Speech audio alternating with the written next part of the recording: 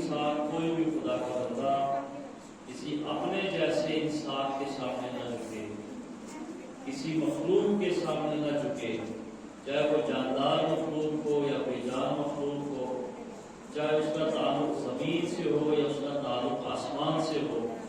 اگر خدا کی مخلوقات میں اس کا شمار ہوتا ہے تو اس کے سامنے نہ جھکے، چونکہ خدا مخلوقات سے بہت اوپر ہے، مخلوقات کا خالق ہے خدا، تو لہذا کہا کہ صرف خالق کے سامنے جھکے، مخلوقات کے سامنے نہ جھکے۔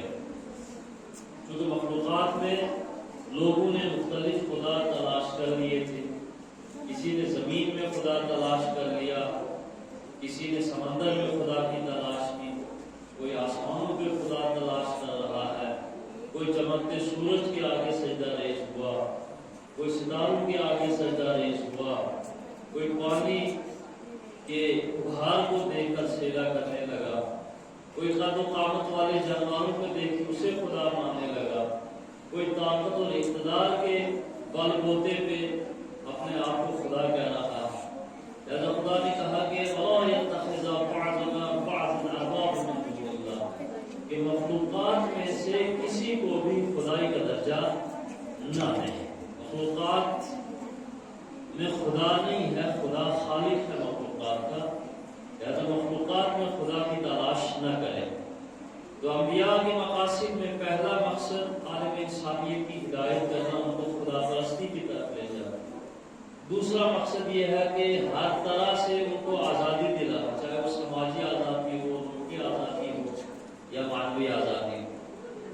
تیسرا مقصد یہ تھا کہ ان کے بوجھ کو ہلکا کرے، جو بدعات اور رسومات کے اندر وہ گھرے ہوئے تھے اور ان کی کمر خمیدہ ہوئی تھی، تو ان کی کمر کو سیدھا کرنے کے لیے اسلام آیا، ان کی گردن کو اوپر اٹھانے کے لیے اسلام آیا کہ تمہاری گردن کسی کے سامنے نہ جھکے، تمہاری کمر کسی کے سامنے خم نہ ہو۔ اس کے علاوہ بہت سارے مقاصد انبیاء لے کر آئے۔ پہلا مقصد تھا والذی بعث فی الامین رسولا منہم یتلو علیہم آیاتہ۔ یہ سوا میں محمد والے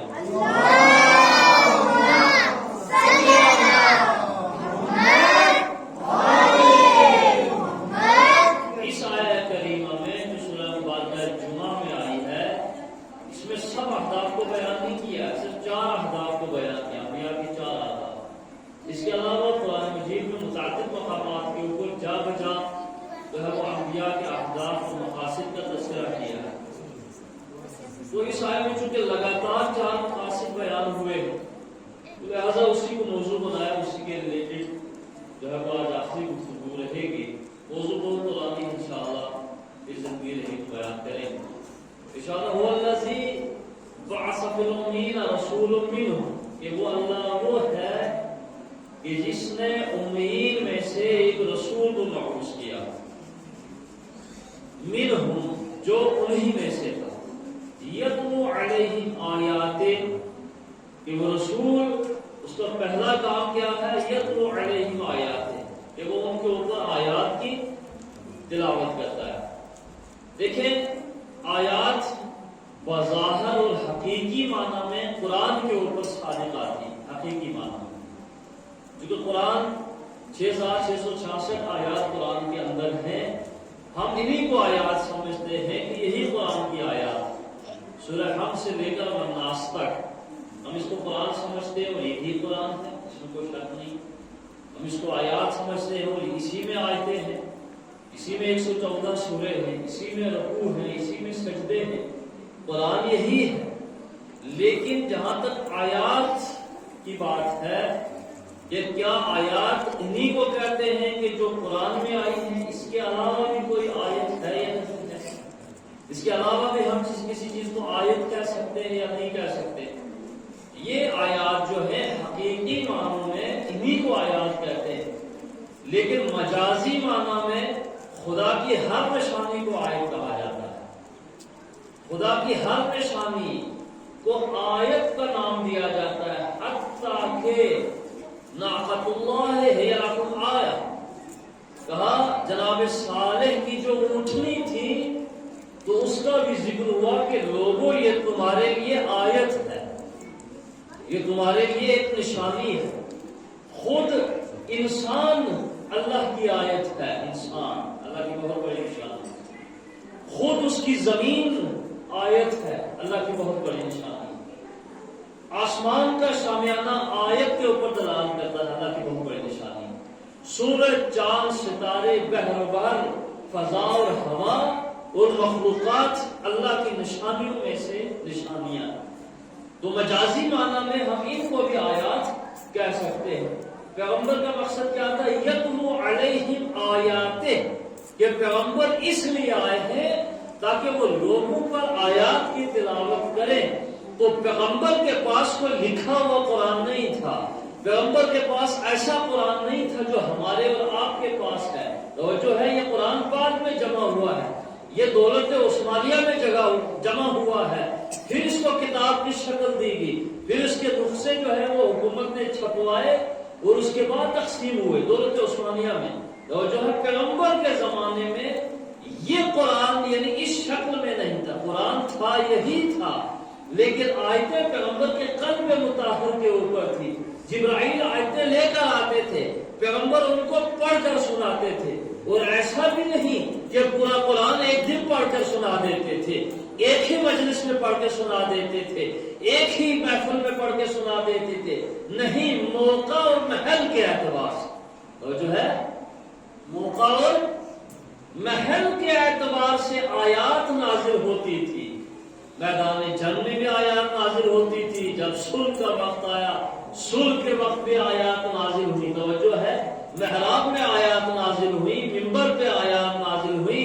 میدان جنگ میں صلح کے وقت گویا پیغمبر کی پوری زندگی میں 63 سالہ زندگی میں قرآن نازل ہوتا رہا.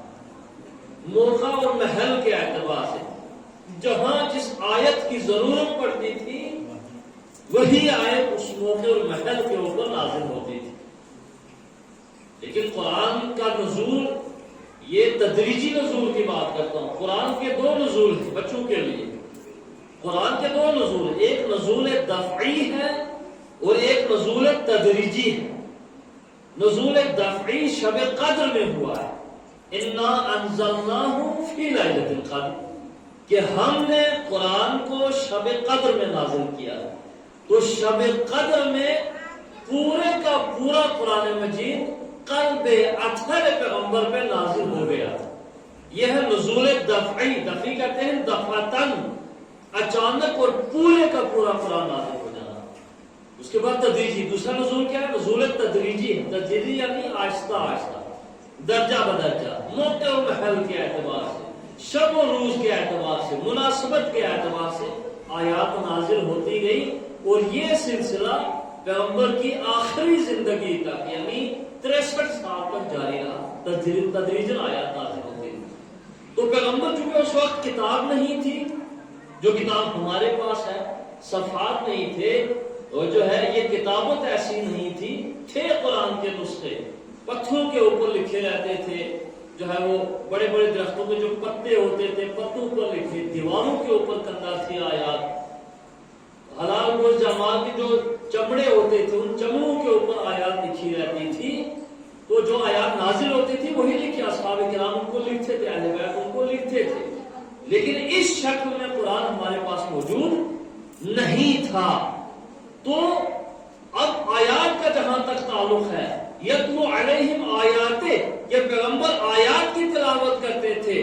تو ایسا نہیں ہے کہ صرف پیغمبر قرآن کی آیات کی تلاوت کرتے تھے، بلکہ پیغمبر اکرم کی پوری زندگی آیات تھی. پیغمبر خدا کی پوری زندگی آیات سے بھری ہوئی تھی. پیغمبر کا سونا آیت تھا، پیغمبر کا جاگنا آیت تھا، پیغمبر کا محراب میں کھڑے ہونا آیت تھا، پیغمبر کا منبر پہ چلے جانا آیت تھا، پیغمبر کا میدان جنگ میں جانا آیت تھا، پیغمبر کا سلوک کر لینا آیت تھا. پیغمبر کی پوری زندگی قرآن ہے، پیغمبر کی پوری زندگی آیات سے بھری ہوئی ہے. توجہ ہے. کسی نے کہا تھا کہ پیغمبر کا اخلاق کیسا ہے، تو جواب دینے والے نے کہا تھا کہ قرآن ہے پیغمبر کا اخلاق. قرآن، پیغمبر کو دیکھتے جاؤ اور قرآن کو پڑھتے جاؤ. پیغمبر کی زندگی قرآن سے جدا نہیں ہے. پیغمبر کی پوری زندگی قرآن کے حساب میں، اور پیغمبر کی پوری سنت قرآن کے حساب میں، پوری سیرت قرآن کے حساب میں. قرآن سے باہر پیغمبر کی زندگی نہیں ہے. ہم تو اس بات کے قائل ہیں، ہمارا یہ عقیدہ ہے کہ پیغمبر کی پوری زندگی قرآن سے لبریز ہے. وہ جو ہے پیغمبر جب بولے تو آیت بولتے ہیں، جب لکھے تو آیت لکھتے ہیں، جو کام کرتے ہیں تو وہ بھی آیت ہوتا ہے. یعنی پیغمبر کے افعال بھی آیات ہیں، پیغمبر کے اعمال بھی آیات ہیں، پیغمبر کا کردار بھی آیات ہے، پیغمبر کی صورت بھی آیت ہے، پیغمبر کی سیرت بھی آیت ہے.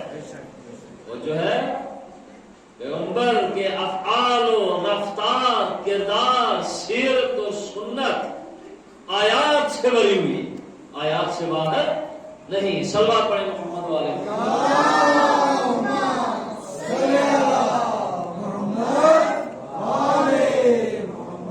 یتلو علیہم آیاتہ، کہ پیغمبر کا پہلا فریضہ یہ ہے کہ وہ لوگوں پر آیات کی تلاوت کرتا ہے. تو پیغمبر نے ہر موقع اور ہر محل کے اوپر آیات کی تلاوت، اور جو ہے دو گویا پیغمبر ہر جگہ تلاوت کرتے رہے آیات، لیکن قرآن ایک قرآن صامت ہے اور ایک قرآن ناطق ہے. تو جو ہے قرآن صامت وہ ہے کہ جو آسمان سے نازل ہوا ہے، جو اللہ نے نازل کیا ہے جبرائیل امی کے ذریعے سے. لیکن کچھ قرآن ناطق بھی تھے کہ جو بولتے تھے. تو جو ہے تو پیغمبر نے دونوں کی تبلیغ کی ہے. جہاں قرآن صامت لوگوں کو سنایا ہے، وہیں پر اسی مسجد میں، اسی محراب میں، اسی منبر پہ، اسی میدان میں قرآن ناطق کو پڑھ کر بھی سنایا. من کنت مولا فہذا علی المولا، حسین منی وعلا من الحسین، فاطمہ بضعۃ منی من اضاحا فقد اضانی. یہ سب کیا ہے؟ قرآن ناطق تھے، یہ بولنے والے قرآن تھے.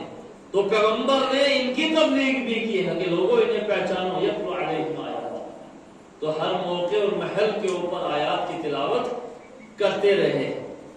تو آیات کی تلاوت کا جو حق ہے وہ صرف نبی کو دیا گیا. وہ توجہ چاہتا ہوں.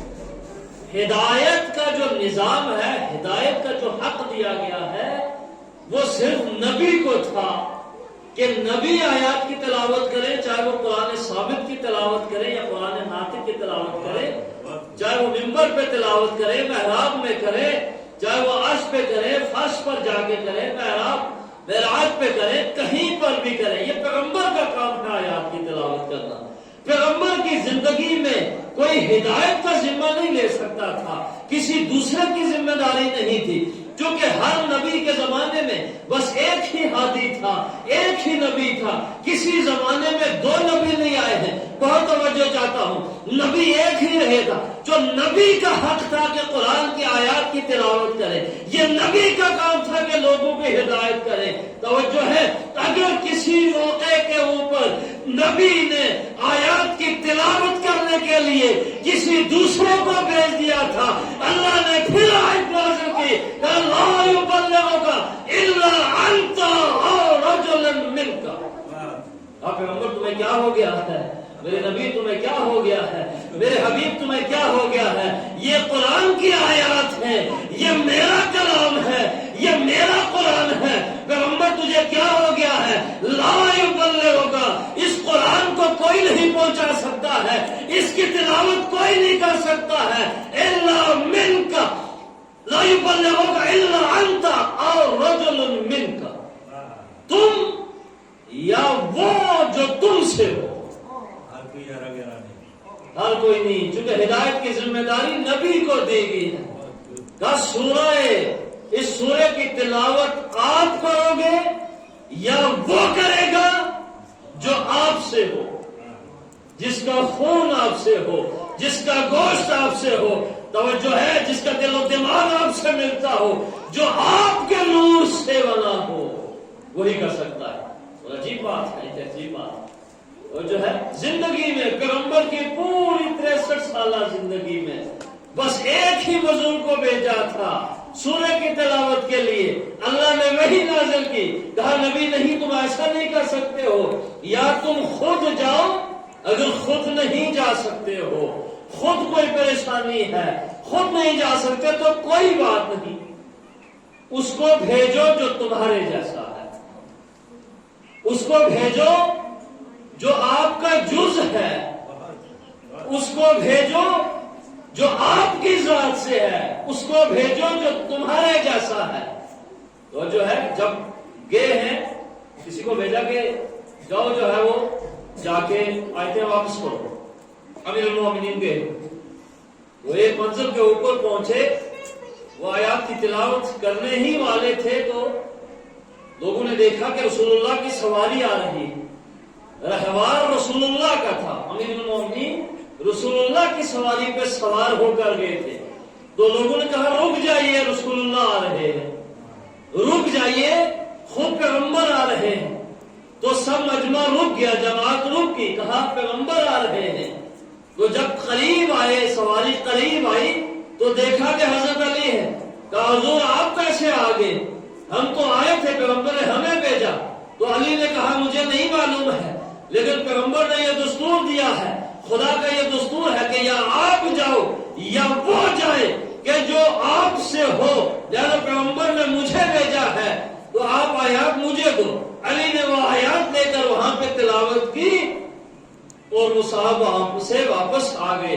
جب واپس آئے تو کہا یا رسول اللہ آخر مجھ سے کون سی خطا ہوگی، آخر مجھ سے کون سی غلطی ہوگی، آخر میں نے کیا کر دیا، آپ نے تو مجھے بھیج دیا تھا، لیکن پھر کیا ہوا، پھر کون سی وحی آئی کہ جو مجھ سے آیات واپس لے لے گی۔ تو رسول اللہ نے کہا کہ بھیا میں کیا کروں، میں نے تو آپ کو آیتیں دے دی تھی، میں نے تو آپ کو سورہ دے دیا تھا کہ جا کے منافقین کے درمیان اس کی تلاوت کر دو، کافرین کے درمیان جا کے اس کی تلاوت کر دو، لیکن میں کیا کروں۔ جبرائیل آ گئے اور انہوں نے یہ کہا کہ رسول اللہ آپ جائیے یا وہ جائے کہ جو تم میں سے ہو، لیکن میں کیا کروں کہ علی کے علاوہ کوئی مجھ سے ہے ہی نہیں۔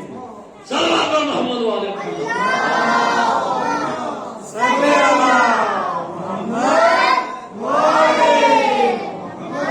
یتلو علیہم آیاتہ، کہ وہ آیات کے لیے وہ کرے گا یا ان کے اہل بیت کریں گے، یا پیغمبر کرے گا یا وہ کریں گے کہ جو ان کے اجزاء سے ہے، ان کے نور سے ہے۔ اول ما خلق اللہ نوری، کہ اللہ نے سب سے پہلے میرے نور کو خلق کیا، سب سے پہلے یتلو علیہم آیاتہ، کہ وہ آیات کی تلاوت کرتا ہے۔ تو اب بعد پیغمبر بھی ہدایت ہادی وہی ہوگا، معیار قرآن نے بتا دیا ہے، ہادی امت وہی ہو سکتا ہے کہ جس کا رشتہ پیغمبر سے ہو، وہ صرف رشتہ ہی نہ ہو بلکہ پیغمبر کے خون سے رشتہ ملتا ہو، پیغمبر کے گوشت سے رشتہ ملتا ہو، پیغمبر کی سیرت سے رشتہ ملتا ہو اور پیغمبر کے کردار سے رشتہ ملتا ہو، وہی ہادی ہو سکتا ہے۔ اور جو ہے تو اس کا ماننا پڑے گا کہ آج بھی کوئی اس دنیا میں ہے، آج بھی کوئی موجود ہے، تو جو ہے آج بھی کوئی موجود ہے کہ جس کی سیرت رسول اللہ کی سیرت سے ملتی ہے، جس کا کردار رسول اللہ کے کردار سے ملتا ہے، جس کے افعال اور اعمال رسول اللہ کے افعال اور اعمال سے ملتے، وہ ہے، اس کا وجود ہے، لیکن ہم دیکھ نہیں پا رہے ہیں۔ تو یہ اس کا قصور نہیں ہے، یہ ہماری نگاہوں کا قصور ہے جو ہم دیکھتے ہیں۔ وہ ہے، اگر وہ نہ ہوتا لولا لصاخت الارض باہلها، کا قسم خدا کی اگر اس کا وجود نہ ہوتا تو زمین اپنے اہل و عیال کے ساتھ غرق ہو جاتی۔ تو وہ آخری حجت ہے، وہ رسول کا بیٹا ہے کہ جس کی وجہ سے کائنات باقی ہے۔ والذی ارسل رسولہ بالہدی والدین الحق لیظہرہ علی الدین کلہ، وہ اللہ وہ ہے کہ جس نے والذی ارسل رسولہ بالحق، جس نے رسول کو حق کے ساتھ بھیجا، والدین الحق، دین حق کے ساتھ بھیجا ہے۔ کیوں؟ لیظہرہ علی الدین کلہ، تاکہ وہ تمام ادیان کے اوپر اپنے دین کو غلبہ دے تو کیا آج دین کو تمام ادیان کے اوپر غلبہ حاصل ہے؟ نہیں ہے۔ اس کے معنی یہ ہے کہ کوئی ہے کہ جب وہ آئے گا تو پھر اللہ کا دین تمام ادیان کے اوپر غلبہ پائے گا۔ ہے، وہ آئے گا، اس کا ظہور ہوگا، ہم اسے دیکھیں گے اور جو ہے، لیکن ہمیں اپنے نگاہوں کو پاک کرنا ہے، ہمیں اپنی نیت اور دل کو پاک کرنا ہے، ہمیں ان کے لیے زمینہ فراہم کرنا ہے۔ ہم یہ نیت کریں کہ وہ آئے، ہم تیاری کریں، آمادگی کریں، اپنے گھر کو سجائیں، اپنے دل و دماغ کو سجائیں، اپنی کوٹھی کو سجائیں، تب وہ تشریف لائیں گے۔ اندھیرے گھر میں وہ نہیں آئیں گے۔ اندھیرے گھر میں چراغ روشن ہوگا تو وہ تشریف لائیں گے۔ وہ چراغ ہمیں روشن کرنا ہے، توجہ ہے، جب ہمارے دلوں میں چراغ روشن ہوگا وہ ضرور تشریف لائے گا۔ صلوات محمد والے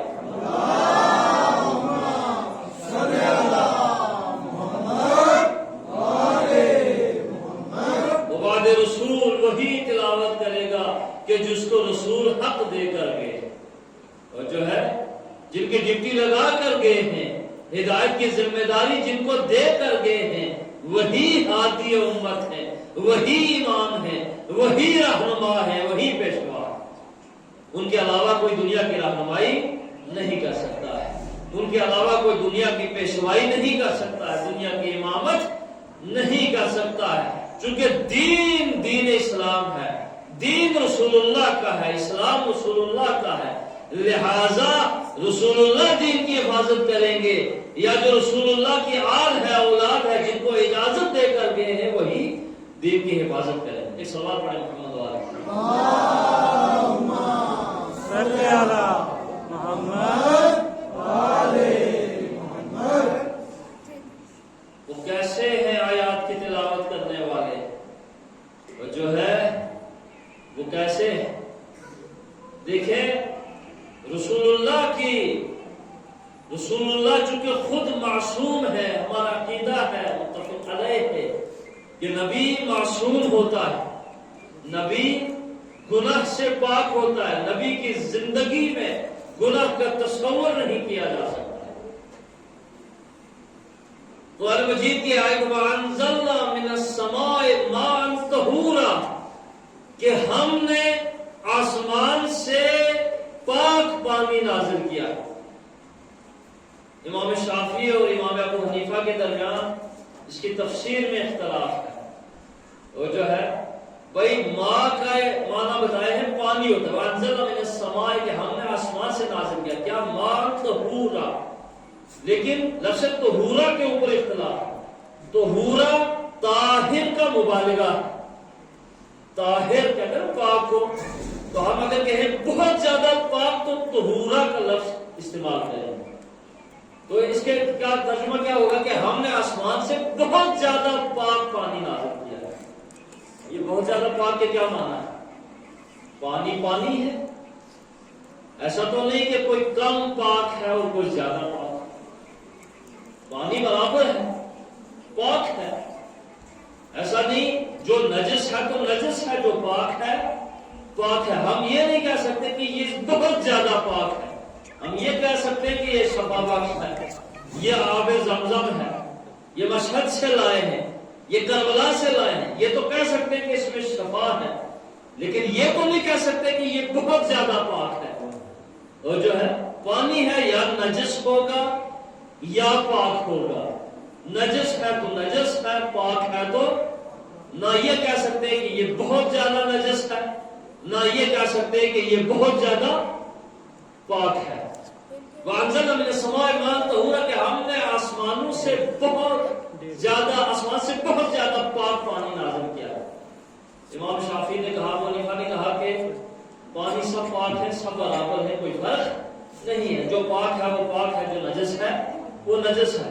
لیکن امام شافعی نے کہا نہیں، ایسا نہیں ہے، طہورا چونکہ مبالغہ ہے، صاحب پانی جو طاہر چیزیں ہیں ان کی بھی دو قسمیں، بہت توجہ چاہتا ہوں، جو پاک کرنے والے مطہرات ہیں، جو پاک کرنے والی چیزیں ہیں ان کی دو قسمیں ہیں، کچھ وہ ہیں کہ جو خود تو پاک ہیں لیکن دوسرے کو پاک نہیں کر سکتے. بہت توجہ چاہتا ہوں.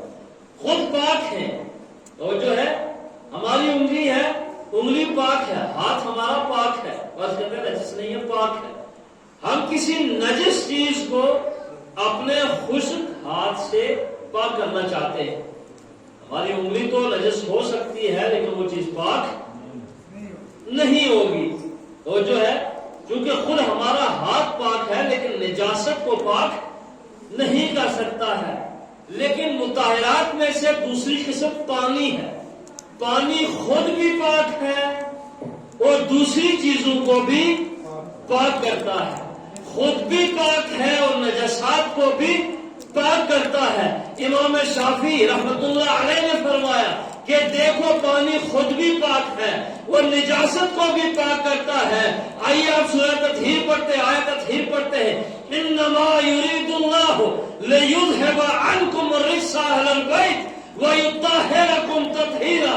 اے اہل بیت رسول، اللہ نے یہ فیصلہ کر لیا ہے کہ وہ تمہیں اس طرح پاک کرے کہ جس طرح پاک کرنے کا حق ہے. ہم کہتے ہیں اہل بیت پاک ہے، اہل بیت معصوم ہے. نہ ہم یہ کہہ سکتے کہ بہت زیادہ پاک ہے. خدا نے خواستہ پاک ہے تو پاک ہے، وہی پانی کی مثال ہے. لیکن خدا نے یہ نہیں کہا کہ وہ طاہر ہے، کہا نہیں. انما یرید اللہ لیذھب عنکم الرجس اہل البیت ویطہرکم تطہیرا. تطہیرا بھی مبالغہ کا صیغہ ہے. تمہیں اس طرح پاک کرے کہ جس طرح پاک کرنے کا حق ہے. اب وہی پانی کی بات آئی ہے کہ پانی خود بھی پاک ہے، نجاسات کو بھی پاک کرتا ہے. اہل بیت خود بھی پاک ہے، گنہگاروں کو بھی پاک کرتا ہے. صلوات علی محمد وعلیہ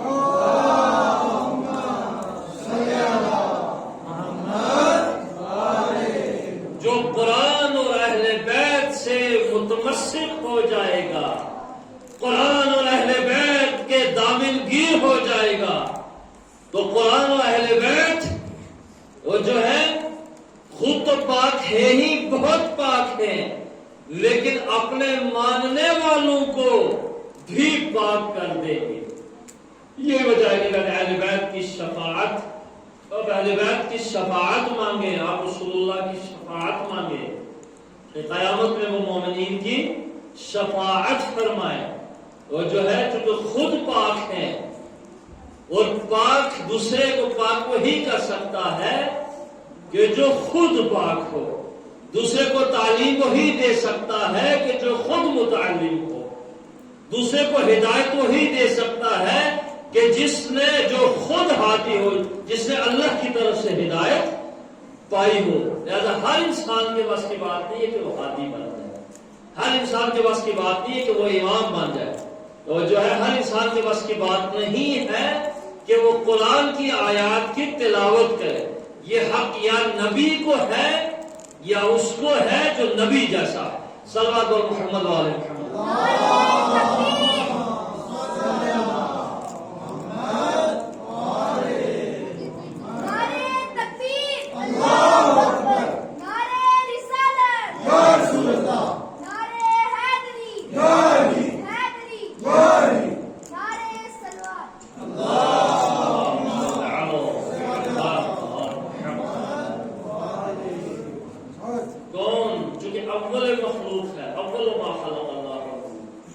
سب سے پہلے اللہ نے میرے نور کو خلق کیا. کس نے فرمایا؟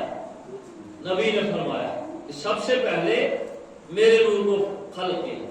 حروف تہجی جو بعض علم جاننے والے ہیں، ابجد حروف ہے جو ابجد ہیں، تہجی ہیں، ان کے حروف کتنے ہیں اس کا ایک پورا علم ہے.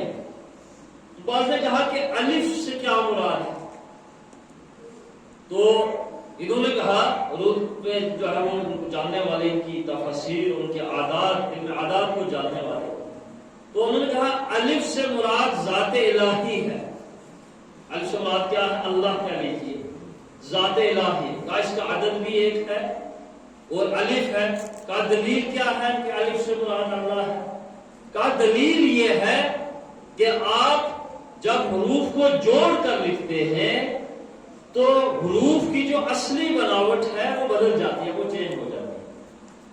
جب پورا حرف لکھیں گے الف با لکھیں گے تا سا، اگر الگ الگ لکھیں گے تو وہ اپنی اصلی بناوٹ پہ آئیں گے، اصلی بناوٹ ان کی وہی ہے جو آپ لکھیں گے. لیکن جب آپ جوڑ کر لکھیں گے تو جو ہے با کو جو ہے وہ جوڑ کے کوئی وہ کرتے ہیں، باب لکھتے ہیں آپ، اور جو ہے اب بے کی کیا شکل ہے، پوری شکل الگ ہے، لیکن جب باب لکھیں گے تو بے الف باب ہو جائے گا، اب پوری شکل نہیں رہے. لیکن الف کو اگر آپ کسی کے ساتھ جوڑ کر لکھیں گے تو الف اپنی ہی شکل و صورت میں رہتا ہے، الف کی صورت کبھی بدلتی نہیں ہے. آپ اس کو کلمے کے شروع میں لکھیں تب بھی الف پورا ہے، آپ کلمے کے درمیان میں لکھیں تب بھی الف اپنی صورت میں قائم ہے، کلمے کے آخر میں لکھیں تب بھی الف کی صورت بدلتی نہیں ہے. یعنی الف کو آپ جہاں پہ بھی رکھ دیں، اول میں رکھیں، درمیان میں رکھیں، آخر میں رکھیں، الٹ پلٹ کر کے رکھیں، توڑ کے جیسا بھی آپ رکھنا چاہیں، لیکن الف کی شکل و صورت کبھی بدلتی نہیں ہے. الف ہمیشہ اپنی اصلی شکل و صورت میں باقی رہتا ہے. کہا اللہ چونکہ اللہ ہے، وہ نور اول ہے، لہذا اس کی ذات کبھی بدلتی نہیں ہے، وہ ایک ہے، وہ اکیلا ہے، اس کا کوئی شریک نہیں ہے، اس کا کوئی ساتھی نہیں ہے. وہ کل بھی ایک تھا، وہ آج بھی ایک ہے، وہ کل بھی ایک رہے گا. کہا الف کے بعد با کی باری آتی ہے، کہا پھر با کے کیا معنی ہے؟ کہا با سے مراد وہ ہے کہ جو ذات الہی کے بعد آیا ہے. بہت توجہ ذات ذات الہی کے جو بعد آیا ہے وہ با ہے، اسے با کا درجہ دیا گیا. تو کون آیا ذات الہی کے بعد؟ یعنی جو اول مخلوق ہے، جو نور اول ہے، جو خلق اول ہے، وہ جو ہے اسے با کی منزل حاصل ہے نا.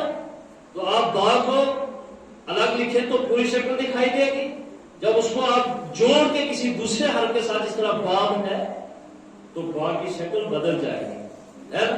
لیکن آپ پوری با لکھ رہے ہیں، آپ نے کہا یہ پڑھیں یہ کیا لکھا ہے، تو کیا اس کے نقطے کے بغیر کوئی پڑھ سکتا ہے؟ ہم کہیں گے بھائی آپ اس کے نیچے ایک نقطہ ڈالو گے تو با بن جائے گی، اوپر دو ڈالو گے تو تا بن جائے گی، تین ڈالو گے تو سا بن جائے گی. تو جو ہے آپ پہلے نقطہ تو ڈالیں، اگر با کے نیچے نقطہ نہیں ہے تو کچھ پڑھا نہیں جائے گا، کچھ پڑھا نہیں جائے گا. یعنی جب آپ نقطہ ڈالیں گے تو تب معرفت ہوگی کہ کیا ہے، یہ با ہے، تا ہے یا سا ہے. توجہ ہے. لیکن نقطہ نہیں ڈالا ہے.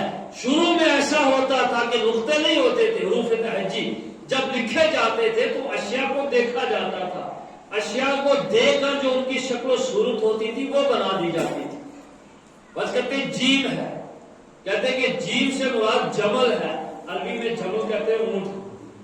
کہا جب دیکھنے والوں نے دیکھا کہ اس کی اٹھتی ہوئی گردن ہے اور گردن اس کی لمبی ہے اور مڑی ہوئی ہے، اور جو وہ بیٹھتا ہے تو تب بھی اس کی گردن اوپر ہی رہتی ہے، جو ایک شان سے بیٹھتا ہے، وہ بنانے والے نے جیم بنا دی کہ اونٹ اس طرح کا ہے. تو جو ہے اسی طریقے سے حروف تہجی، یعنی اس وقت نقطے نہیں کہ صرف دیکھ کر ان کی شکل و صورت بنا دی جاتی تھی. تو بعد میں آہستہ آہستہ وہ شکلیں حروف تہجی میں بدل گئی. تو کسی نے با لکھ دیا، ایک دیوار ادھر کھینچی، دوسری دیوار ادھر کھینچی، بیچ میں ایک لکیر لگا دی. کہا اسے پڑھو یہ کیا ہے؟ بھیا اس کو کیا پڑھیں یہ کیا ہے؟ کہا تمہیں نہیں پتا ہے، گھر کی دو دیواریں ہوتی ہیں، ایک سامنے کی دیوار ہوتی ہے، ایک دو سائڈ کی دیواریں ہوتی ہے. کہا جب کسی کو بیت کی طرف اشارہ کرنا ہوتا تھا، گھر کی طرف اشارہ کرنا ہوتا تھا تو دو دیواریں بنا دیتے تھے، تو دیکھنے والا سمجھ لیتا تھا کہ یہ گھر بنایا ہے.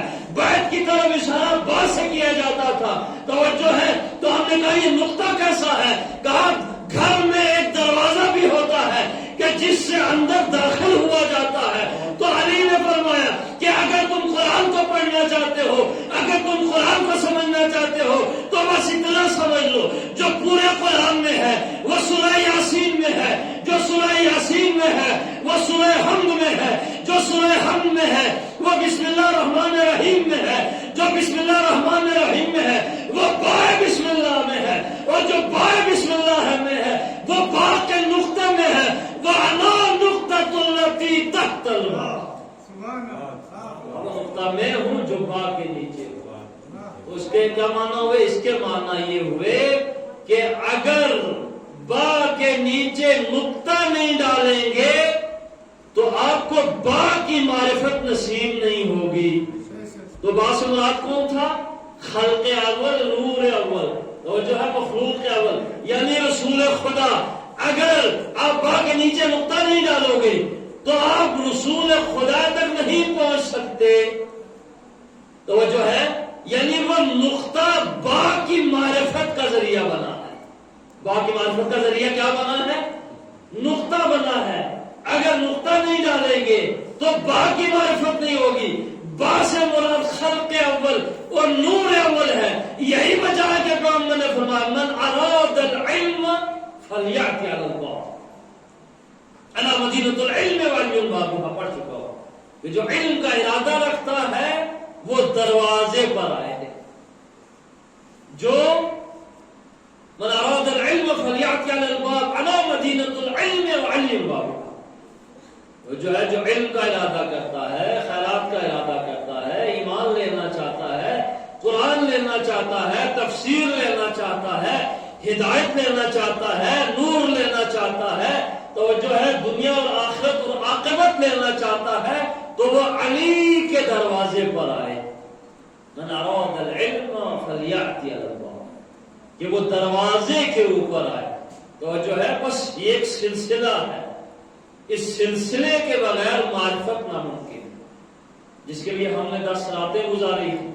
اہل بیت کا ذکر ہوا ہے، کربلا والوں کا ذکر ہوا ہے، تفسیر کو نقاط بیان ہوا، حدیث کو بیان کیا ہے، آیات کی تلاوت ہوئی ہے، نوحے پڑھے گئے، قصائد پڑھے گئے. تو جو ہے یہ ایک سلسلہ ہے. اسی لیے ہے کہ ہم ان مجالس کے ذریعہ سے سیرت رسول تک پہنچے. اور جو ہے ہم اس درس کے ذریعے سے رسول اللہ تک پہنچے. ہم یہ آیات کی تلاوت کر کے، یہ قصائد پڑھ کے، یہ دوہے پڑھ کے، یہ اہل بیت کا ذکر کر کے، یہ حسین کا ذکر کر کے، واللہ اس کے علاوہ ہمارا کوئی مقصد نہیں ہے. ہم اس سے رسول کے قریب ہونا چاہتے ہیں. ہم اپنی مجلسوں کے ذریعے سے رسول اللہ کی سیرت کے قریب ہونا چاہتے ہیں کہ ان مجلسوں میں، ذکر حسین میں، ذکر کربلا میں ہمیں رسول کی سیرت نظر آئے. اسیرا بسیرت جدی و ابی علی بن حسین نے کہا کہ میں اپنے نانا اور اپنے باپ کی سیرت پر چل کر کربلا تک پہنچا ہوں. کربلا تک جا رہا ہوں نانا اور اپنے آب و جد کی سیرت پر چلتے ہوئے. تو مجالس سیرت رسول کا نام، مجالس سیرت علی کا نام، مجالس سیرت اہل بیت کا نام ہے. یہاں سے ہمیں رسول اللہ کی سیرت معلوم ہوتی، یہاں سے ہمیں علی کی سیرت معلوم ہوتی، یہاں سے ہمیں حسین کی سیرت معلوم، یہاں سے ہمیں علی کی سیرت کا پتہ چلتا، یہاں سے ہمیں فاطمہ کی سیرت کا پتہ چلتا، یہاں سے ہمیں زینب کی سیرت پتہ چلتا، یہاں سے ہمیں ام کلثوم کی سیرت کا پتہ چلتا، یہاں سے ہمیں کربلا میں جو بیویاں گئی تھی جنہوں نے قربانیاں پیش کی تھی، اپنے بچوں کی قربانیاں پیش کی، اپنے سہاگ کی قربانیاں پیش کی، اپنے عزیزوں کی قربانیاں دی، اور جو ہے اپنے چاہنے والوں، اپنے دل کے ٹکڑوں کی قربانیاں دی. ہم ان کی سیرت سے آشنا ہوتے. کربلا سیرت شناسی کا میدان ہے. کربلا دین شناسی کا نام ہے. کربلا اسلام شناسی کا نام ہے. تو کربلا قرآن شناسی کا نام ہے. کربلا میں آ کر دیکھو آپ کو سب کچھ ملے گا. ہر سیرت موجود ہے کربلا میں، ہر حق کی سیرت، اور جو ہے ہر حق کی سیرت کربلا کے اندر موجزن ہے. عزیز و شب عاشور ہے. عاشور کی رات آ گئی. ایام عزا بہت جلدی گزر گئے. عاشور کی رات آئی، لیکن آج کی رات میں اور کل کی رات میں بہت فرق ہوگا. آج کی رات بھی کربلا والوں پہ قیامت خیز شب ہے، قیامت کی رات ہے. عزیزوں کیوں نہ ہو، کربلا والوں کے لیے یہ آخری رات تھی، یہ زندگی کی آخری رات تھی. تاریخ کہتا ہے کہ 9 تاریخ کہتی ہے کہ 9 محرم کو جنگ ہونا طے پایا تھا. عمر سعد نے حکم دے دیا تھا کہ حسین کے خیموں کو تاراج کر دیا جائے، حسین کے لشکر کو شہید کر دیا جائے، حسین کو مار دیا جائے. ادھر سے لشکر آیا. ایک مرتبہ امام علی مقام نے دیکھا کہ ادھر فوجیں تیار ہو رہی ہیں. حضرت عباس کو بھیجا، کہا بھائی عباس جاؤ ان سے کہہ دو کہ ہمیں 1 رات کی مہلت دے دو. ارے مجھے نہیں معلوم کہ حسین نے کیوں مہلت دی.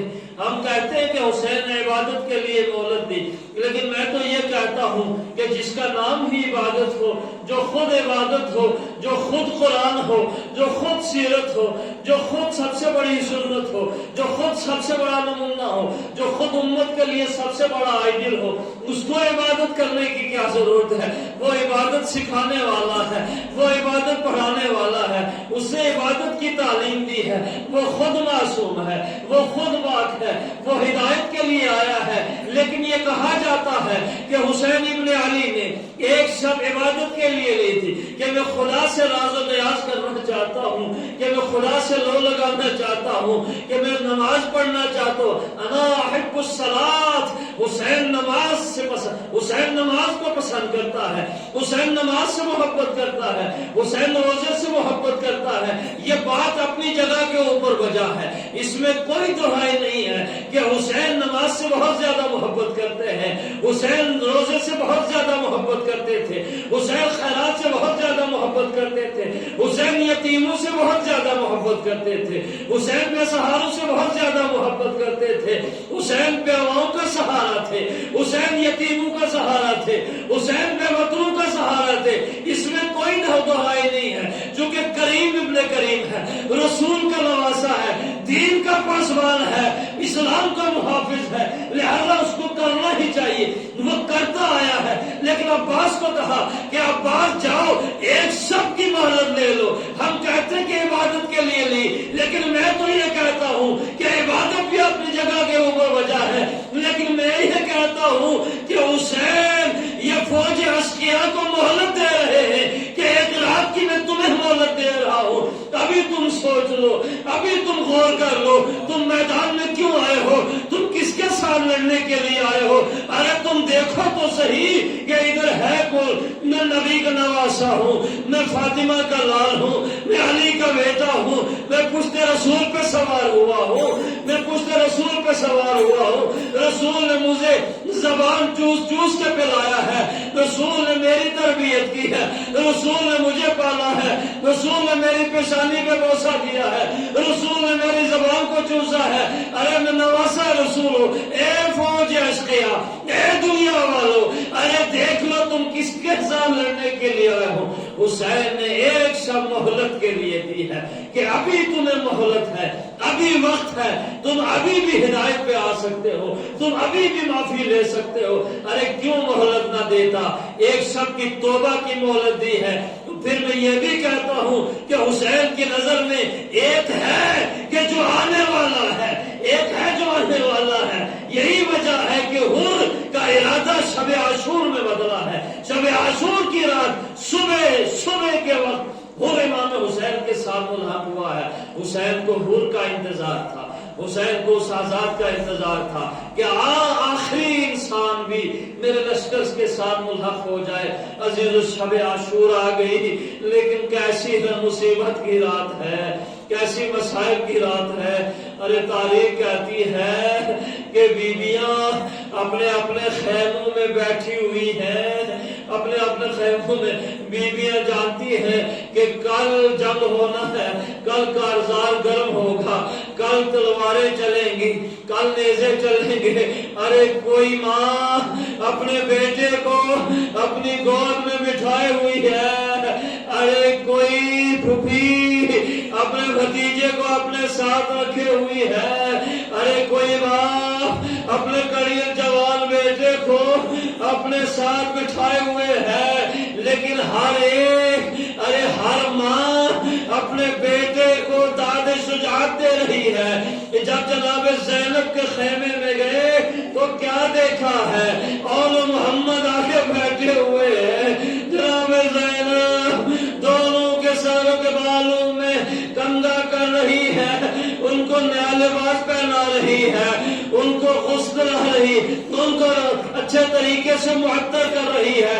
عزیزو اپنے بیٹے سامنے ہے، ایک کا نام عون ہے، دوسرے کا نام محمد ہے، دونوں کو سینے سے لگاتی ہے، کہتی ہے اے میرے بیٹو، اے عون و محمد، ارے تم جانتے ہو نا کل عاشور کا دن آنے والا ہے، کل آپ کا ماموں اکیلا ہوگا، اے میرے شاہ سوارو، اے میرے گود کے پالو، ارے تمہارا باپ عبداللہ مدینے سے نہیں آیا، کسی پریشانی کی وجہ سے، کسی وجہ سے نہیں آ پائے، لیکن انہوں نے آتے ہوئے کہا تھا اے بی بی ارے تم جا رہی ہو، لیکن جب حسین پہ آنا وقت آیا تو میری طرف سے میرے بچوں کو قربان کر دینا۔ اے اول محمد ارے ہوشیار، ارے ہوشیار رہنا، حسین کا کوئی بیٹا پہلے نہ چلا جائے، ہوشیار رہنا علی اکبر پہلے نہ چلے جائے، ہوشیار رہنا قاسم پہلے نہ چلے جائے۔ اے میرے بیٹو تم سب سے پہلے جانا، اپنے ماموں سے اجازت لینا، میدان جنگ میں پہنچ جانا۔ بیٹے شہزاد شجاعت ماں ارے صبح تو ہونے دو، ارے جب میدان جنگ میں جائیں گے تو لوگ دیکھیں گے، تشکیہ دیکھیں گے کون ہے، ہم علی کے نواسے ہیں، ہم علی کے پوتے ہیں، ارے ہم تو سب سے پہلے جائیں گے۔ عزیزو ہر بی بی اپنے پیارے کو سمجھا رہی ہے۔ جناب ام کلثوم کے خیمے میں جب گئے کیا دیکھا ہے، ام کلثوم رو رہی ہے، کہتی ہے ہائے میری اولاد بھی نہیں، میں کل اپنے بھائی پہ کس کو قربان کروں گی۔ تاریخ کہتی ہے یہ جملے عباس نے سن لیے، ارے تڑپ کے ام کلثوم کے خیمے میں آئے، کہا بہن ام کلثوم ارے آپ کیوں رو رہی ہو، آپ کیوں بے چین ہو، آپ کیوں مضطرب ہو؟ اے میری بہن ام کلثوم ارے عاشور تو آنے دو، ارے یہ آپ کا 34 سالہ بھائی آپ کی طرف سے قربانی دے گا۔ عباس بولا کس لیے ہے؟ اے بہن آپ بے فکر ہو جاؤ، لیکن ہائے عباس کا ارمان اپنے سینے میں گھٹ کے رہ گیا۔ عباس کو جنگ اجازت نہ ملی، ام کلثوم کے دل کو ڈھارس مل گئی۔ عزیزو ایک ایک بی بی اپنے پیارے کو سمجھا رہی ہے۔ جب ام لیلہ کے خیمے میں گئے، علی اکبر کو بٹھائے ہوئی ہے، کہتی ہے میرا بیٹا علی اکبر ارے سب سے پہلے تم میدان میں جانا، کہیں تمہارے بابا کو کوئی آنچ نہ آئے، تمہارے ہوتے ہوئے دشمن بابا کے قریب نہ آئے۔ علی اکبر تو 18 سال کا ہو گیا ہے، اے میرے بیٹا تو سب سے پہلے میدان میں جانا۔ بیویاں اپنے اپنے بیٹوں کو سفارش کر رہی ہیں، سمجھا رہی ہیں۔ ایک مرتبہ حسین ابن علی آدھی رات ہو چکی ہے، حسین خیموں سے نکلے، ایک صحابی ساتھ ہو لیے، ہلال ابن نافع، حسین آگے آگے چل رہے ہیں، ہلال ابن نافع پیچھے پیچھے چل رہے ہیں۔ ایک مرتبہ آہٹ کی آواز محسوس ہوئی، حسین نے مڑ کر دیکھا کہ کوئی پیچھے سے آ رہا ہے۔ ایک مرتبہ کہا ہے ارے آنے والا تو کون ہے؟ ہلال کہتے ہیں مولا ارے میں ہلال ہوں، ہلال ابن نافع۔ کہا ہلال تو خیمے سے باہر کیوں آ گیا؟ ارے تم کہاں جا رہے ہو میدان میں؟ کہا مولا ہم آپ کو کیسے چھوڑ سکتے ہیں، مولا آپ یہ یہاں دشمن ہیں، مولا یہاں فوجیں ہیں، آپ کے خون کے پیاسے ہیں، مولا بھلے ہم آپ کو کیسے اکیلا چھوڑیں، مولا ہم آپ کے ساتھ ساتھ جائیں گے۔ حسین نے کہا آؤ آگے چلتے ہیں۔ ایک مرتبہ حسین نے کہا ہلال کیا تم اب کل اپنا مقام دیکھنا چاہتے ہو؟ کہا ہاں مولا میں دیکھنا چاہتا ہوں۔ حسین نے 2 انگلیاں بلند کی، کہا ہلال وہ تمہارا مقام جنت میں ہے۔ کہا ہلال مسلم کا مقام دیکھنا چاہتے ہو؟ کہا مولا ضرور دکھائیے۔ مولا نے ایک ایک سپاہی کا مقام جنت میں دکھایا۔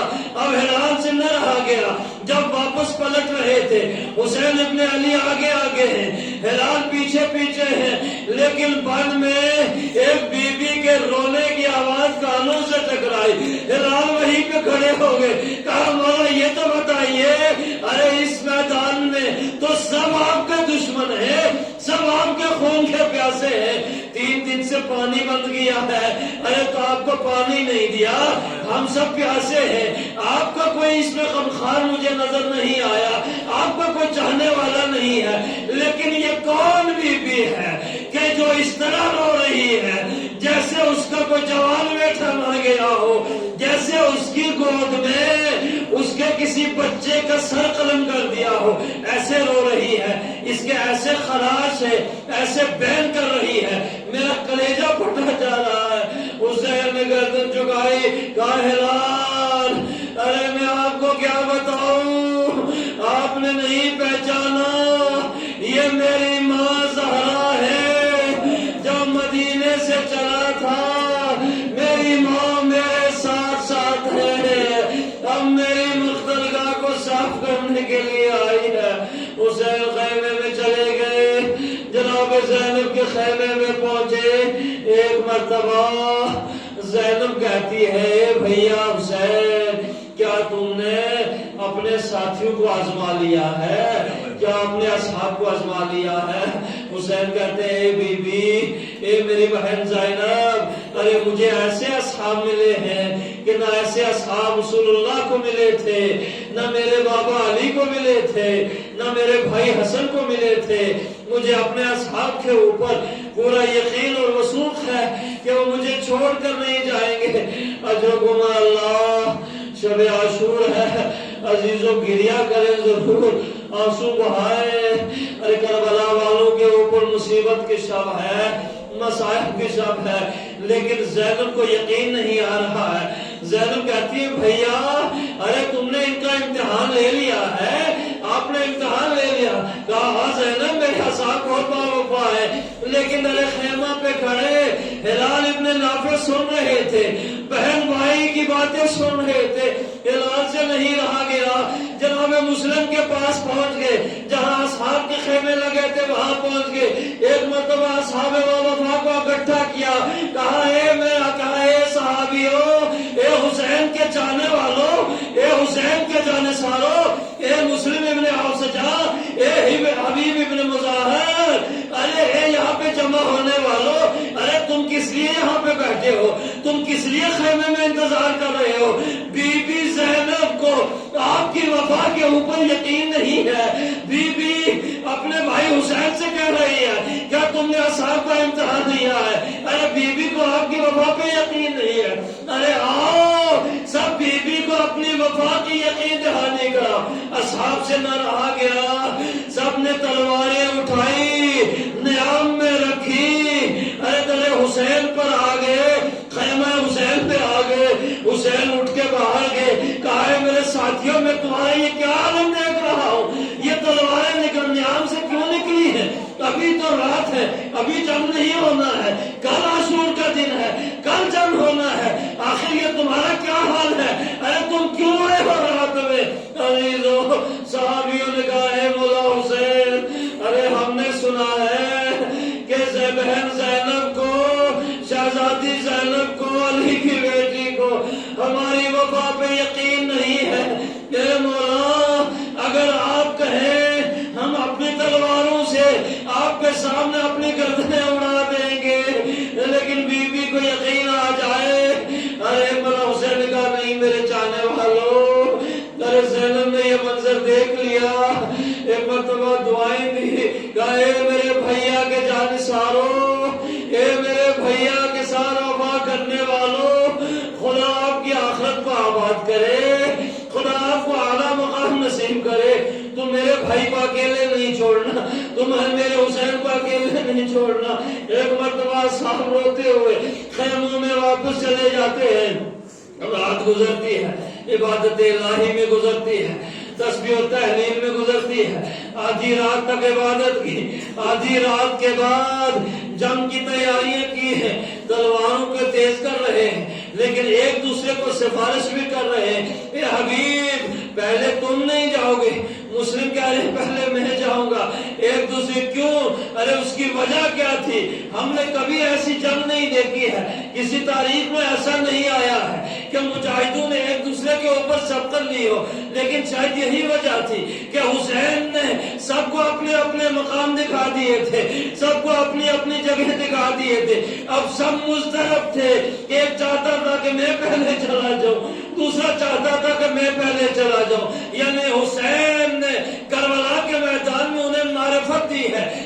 شہادت معرفت سے ہو، حسین شناسی معرفت سے ہو، تو پہلے حسین کو پہچان لو، پہلے دین کو پہچان لو، پہلے کتاب کو پہچان لو، پہلے قیامت اور جنت اور دوزخ کے اوپر یقین لے آؤ۔ حسین نے ایک ایک کو معرفت کروائی ہے۔ عزیزو صبح عاشور طالع ہوئی، حسین نے ایک چھوٹا سا لشکر مرتب کیا، ایک طرف زہیر ابن قین، دوسری طرف مسلم ابن اوسجا، اور بیچ میں قلب لشکر علمدار عباس ہے۔ تاریخ نے ایسی لڑائی نہ دیکھی ہوگی، ارے منظر عجیب تھا، 3 دن کے بھوکے پیاسے تھے، خیموں میں الغش کی آوازیں بلند تھی، بیویوں میں گوران بپا تھا، اپنے اپنے بچوں کو لے کر اپنے پاس بیٹھی ہوئی تھی، بس بچوں کو سجا رہی تھی، بچوں کو بہلا رہی تھی۔ ارے بیویاں اپنے جوانوں کو، بوڑھے اپنے بیٹوں کو، بھائی بھائی کو تلقین کر رہا تھا کہ ابھی میدان کارزار گرم ہوگا، ابھی تمہیں شہادت دینا ہوگی۔ لیکن ہم نے ایک عجب منظر دیکھا، عزیزو جو سب سے پیارا تھا، حسین نے ایک مرتبہ اسے آگے بڑھایا، کہا تقدم علی اکبر، میرا 18 سالہ جوان بیٹا، ارے تم آگے بڑھو، دنیا کے لیے مثال بن جاؤ کہ حسین نے اپنے بیٹوں کو پیچھے نہیں رکھا۔ کہا تقدم علی اکبر، علی اکبر آگے بڑھے، حسین نے ارے امام علی اکبر کے سر پہ رکھا، ایک مرتبہ ہاتھ بلند کر کے دعا کی، کہا خدایا گواہ رہنا، اب اسے بھیج رہا ہوں جو سیرت میں صورت میں تیرے رسول کی طرح ہے۔ بولا مجھے جب بھی اشتیاق ہوتا تھا تو میں جب رسول کو دیکھنے کا اشتیاق ہوتا تھا تو میں اپنے بیٹے کو دیکھ لیا کرتا تھا۔ اشبہ الناس برسول اللہ، رسول اللہ سے سب سے زیادہ مشابہ علی اکبر تھے، سب سے زیادہ ملتے جلتے علی اکبر تھے۔ ایک مرتبہ جب جانے لگے، حسین نے کہا بیٹا علی اکبر، تجھے جس نے پالا ہے اس کے پاس چلے جاؤ، اس سے اذن لے کر آؤ۔ علی اکبر آگے بڑھے، خیام میں آئے، جناب زینب کے پاس آئے، چونکہ پھوپھی نے پالا ہے۔ زینب نے کہا علی اکبر آ گئے، ہاں میں سمجھ گئی کہ تم تیار ہو گئے ہو، تم جنگ میں جانا چاہتے ہو۔ کہا ہاں پھوپھی، آپ سے اجازت لینے کے لیے آیا ہوں، آپ کا تو بیٹا ہوں، آپ نے تو مجھے پالا ہے، آپ نے تو مجھے راحت کو کہا ہے کہ حسین پہ جان نثار کرنا ہے۔ ارے بابا اکیلے ہیں، مجھے جانا ہے۔ پھوپھی نے کہا کوئی بات نہیں علی اکبر، آپ جائیے، آپ ضرور جائیں، لیکن ہمیں آخری دیدار ضرور کرنے دیں۔ آپ نانا کی شبیہ ہیں، آپ رسول اللہ کی شبیہ ہیں۔ ایک مرتبہ بیویوں کو بلایا، کہا آؤ بیویوں، رسول اللہ کی سیرت خواب میں ملنے جا رہی ہے، رسول اللہ کی سیرت کربلا کی طرف بڑھ رہی ہے۔